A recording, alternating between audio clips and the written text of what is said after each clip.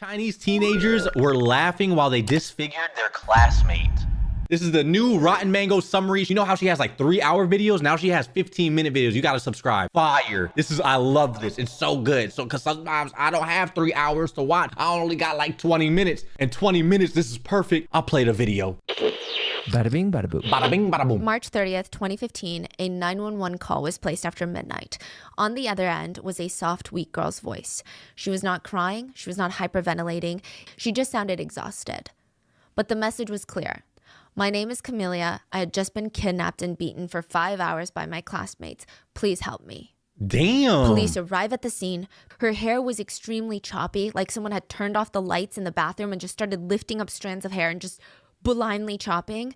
Her entire body and face were covered in bruises. Her face, hands, and feet were so swollen she couldn't even stand. She had burn marks all over her body, and every time she tried to sit up, stand on her own, she was wobbling like a baby giraffe. Holy. Her entire body looked Giraffes fight with their necks like this. Smack! Smack! That's what they do. damp, as if she just got out of the lake 30 minutes ago but never had a towel, so she was forced to air dry. The police were just unnerved. They're thinking, can this really be the work of high schoolers?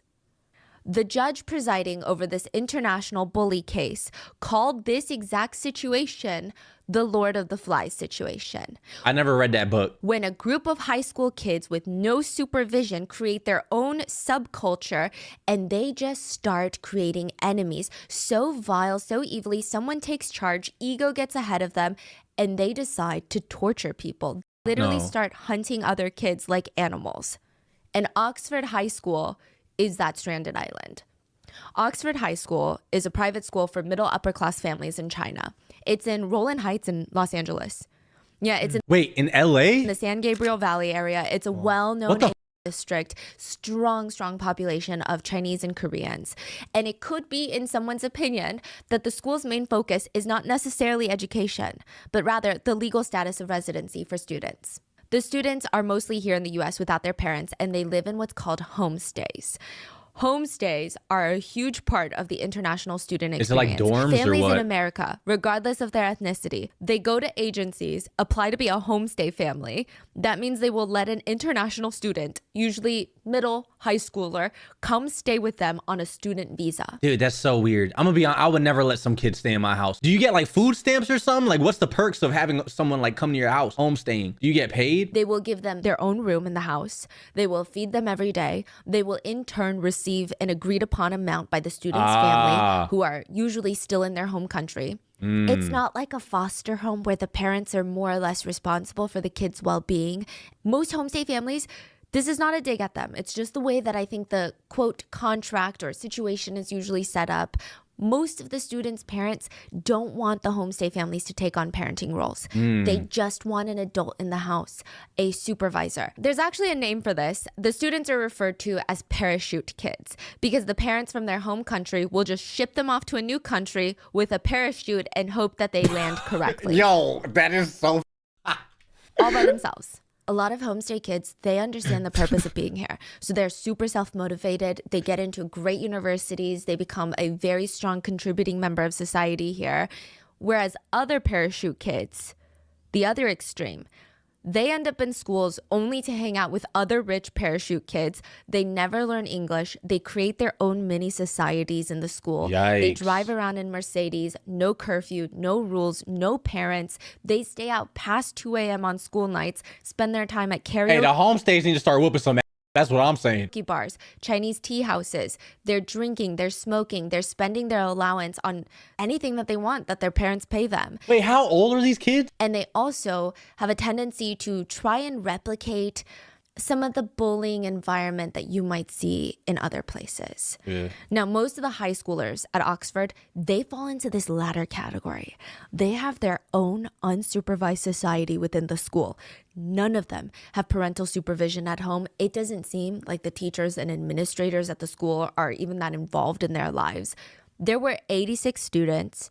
The option to make friends, build new connections, super limited. And so what happens when you're stuck in this group and you're developing and you've got all this teenage angst and no supervision, no guidance, a lot of drama unfolds. There's a lot of tension. and cliques within the 86 students. And it feels more heightened. It feels higher stakes because each friend group, they need an enemy to stay together. Helen was Queen Bee. She was one of the richer ones at the school. What? Why are we following Helen? Why are we following her? Look at her. She was one of the richer ones at the school. Back in China, her parents bought her a Maserati. She was always seen driving around in a BMW. I follow her. She hated on cars lesser than hers. Like recently, her parents had bought her a Lexus, and she hated it. Lexuses are luxury vehicles, by the way. But she wrote on social media about her parents bought her a Lexus and, quote, dude, this is such a stupid car. I'm gonna go insane driving this car. Wow. And just like these kids need ass whoopings, bro. Privilege. Ah, mika maka muka. Hit it with that mika maka muka. Bad little kid, bad. Wrong with you? You know what I would have? I would have my own kid in my home and then my homestay. And I'll be like, Gerald, fuck him up. It's time, fuck him up. And then my homestay and my kid gonna box, but they gonna them up. You know what I mean? I'm gonna put like bricks in my kids' boxing gloves and I'll shut up. Jack from Lord of the Flies, she needs an enemy to keep the rest of her group behind her because she's not gonna do it with her stellar personality. They need a purpose, something to talk about on a daily basis, someone that they're up against. Because if there's no common enemy, then the one in charge, Helen, naturally becomes enemy number one for the rest of the group. It would only be natural for them to slowly want to dethrone Helen. So she needs to have a mission for them to all look towards. And that person is Camellia. Earlier that day, Camellia received a text message.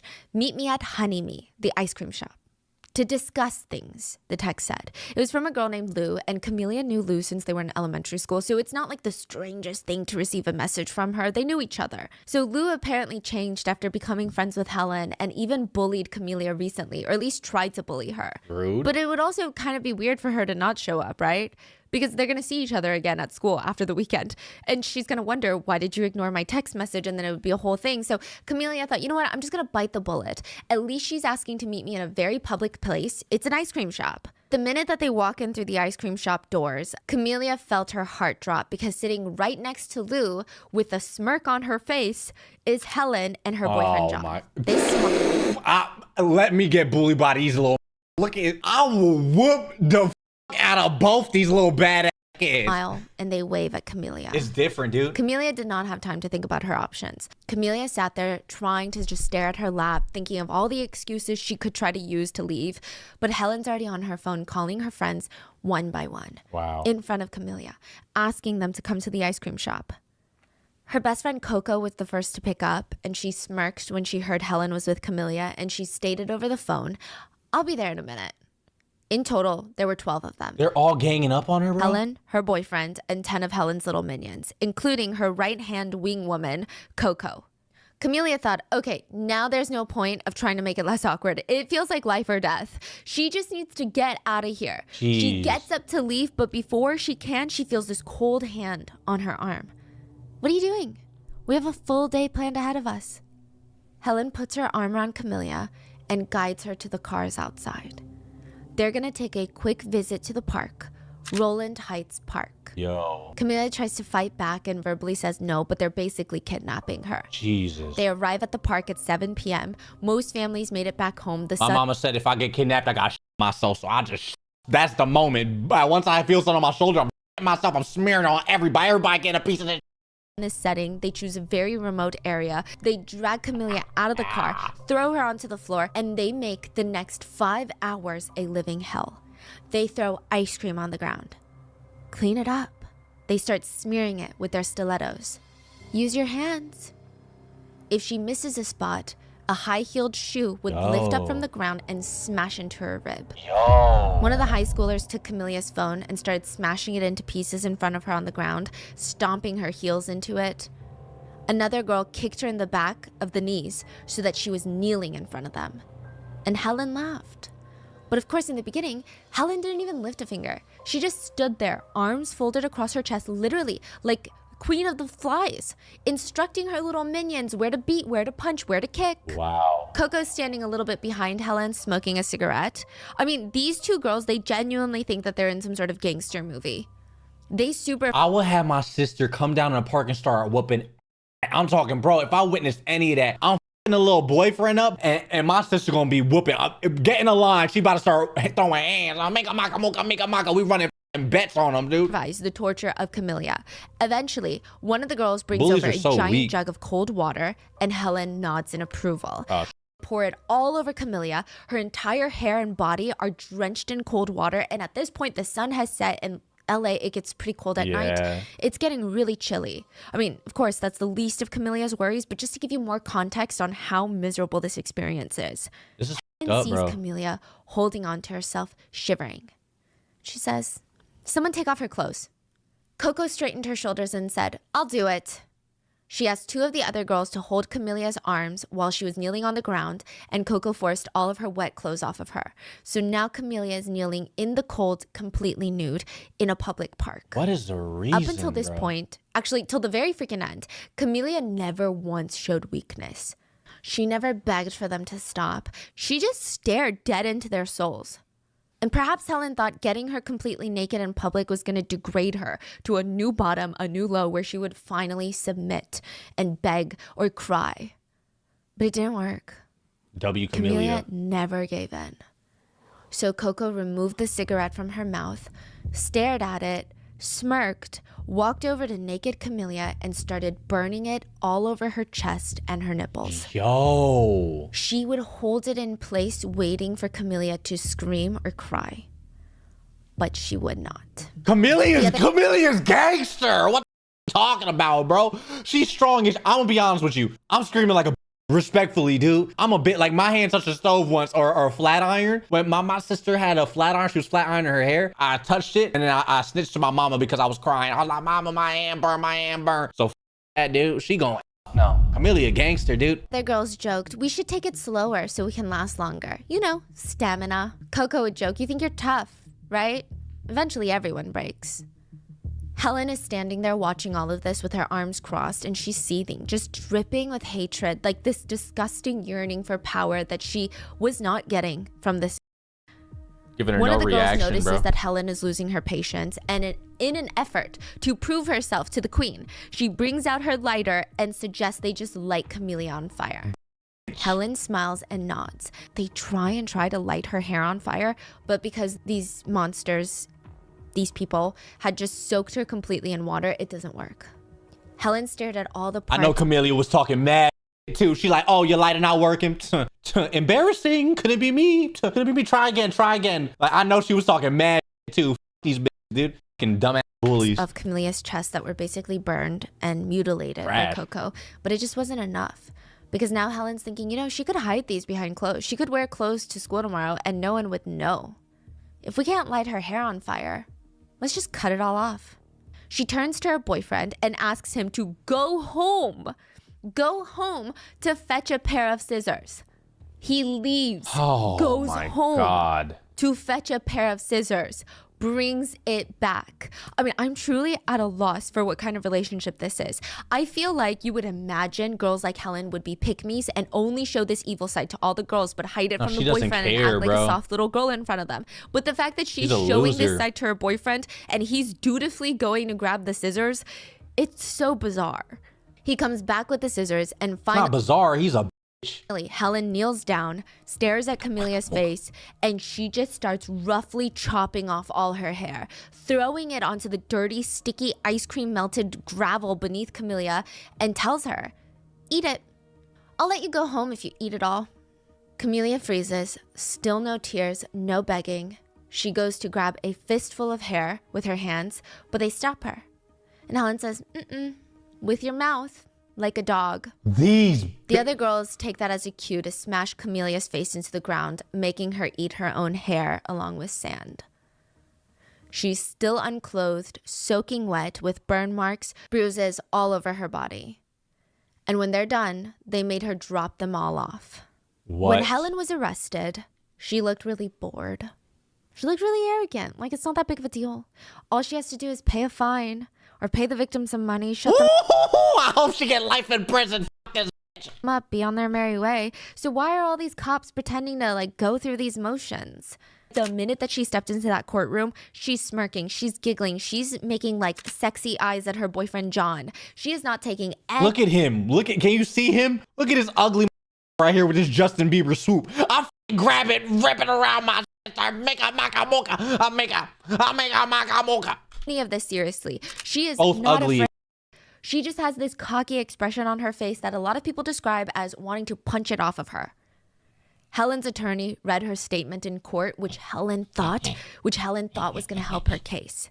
Let me know if you think it worked. Helen wrote, "Your honorable judge, attorney, and everyone concerned, I sincerely apologize to everyone. I am so sorry. I have made a terrible mistake, and there's nothing I can do to make things better for the people that I've hurt." Nah, there is. There's something called prison.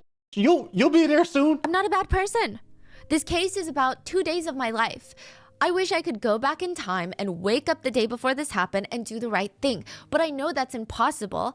And now I will accept the punishment for what I did. And while I was in jail during awaiting this trial, I not only worked on my schoolwork, but I began studying the Bible every day. I want to thank my parents. Is this an Oscar-winning speech, or is it like... Yeah. I want to thank my unbelievable, parents for helping me through this part of my life. I owe everything to my parents. I know I've let them down, but I promise I will someday make them proud again. Life is not only about having the latest iPhone or pretty dresses.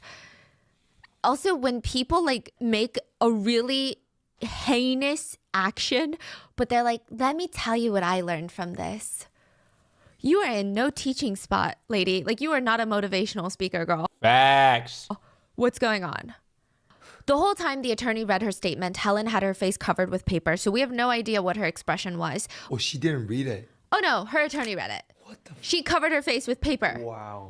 Wow. She just sat there. That's the most I doubt her insincere. face full. I mean, the fact that she's talking about how she's only being judged for 2 days of her 19 years of living is honestly... She's 19? Oh, yeah, nah, lock her up, dude. arguably, I don't know why her attorney approved it. Was she covered the face? Yeah, she was like covering She's her probably mouth area. smirking back there. They sent me to the United States for a better life and a fuller education. Your lawyer's in a beanie. You already lost. That brother is in a beanie. Oh, your parents don't love you that much if they got you that Along with that came a lot of freedom. In fact, too much freedom that I was not used to. I don't know why the attorney let this happen. It's just, logically speaking, not the smartest choice. And it's clear where all these kids are getting it from. None of the parents were any better. One of the dads of the minors was arrested during this trial. Why? He tried to bribe the victim to say something nice about his daughter. Wow. Tried to give the victim money, Tampering. hoping that the judge will give all the other kids higher sentences and go lenient on his daughter because the victim would say, this one was the one that was nice.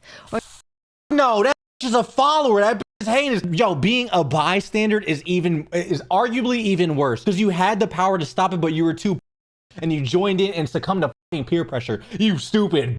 she seemed like too scared to stop it. In the end, Helen was sentenced to 13 years in prison, kidnapping, assault, and serious personal injury. She can get out in 8 years for good behavior. Coco, who burned Camellia with cigarettes, was sentenced to 10 years, but can get out in 5 years. Damn. And then John was sentenced to 6 years in prison, but can get out in 3. Damn. The first time the court saw any emotion other than giggly, cockiness, and sexual innuendos and looks between all of them was when their verdicts were read. I know they was hurt. They sobbed so hard, their whole bodies were shaking. Yeah, I guess they couldn't believe it. But what are your thoughts? Do you think the punishment is harsh enough? I think it needs to be a little bit harsher, bro, to be honest. They gave a 14-year-old life for killing their mother. I think this one right here, bro, I don't know. Chad, what would you get, like 20 years? No, that girl's scarred for life, bro. You bully that girl, she's scarred for life. Throw him in prison forever! Let me know in the comments. Please stay safe, and I will see you guys on Wednesday for another episode. Thank you, Stephanie. Bye. I love you. You the best, Stephanie. You're so amazing. If you made it to the end, subscribe to our new channel and like, comment, subscribe if you enjoyed this one and you would like more. Let me know in the comments below or don't. Oh, we have YouTubes. We have merch. You could get skedaddle. Get out of here. Get out of here. Skedaddle.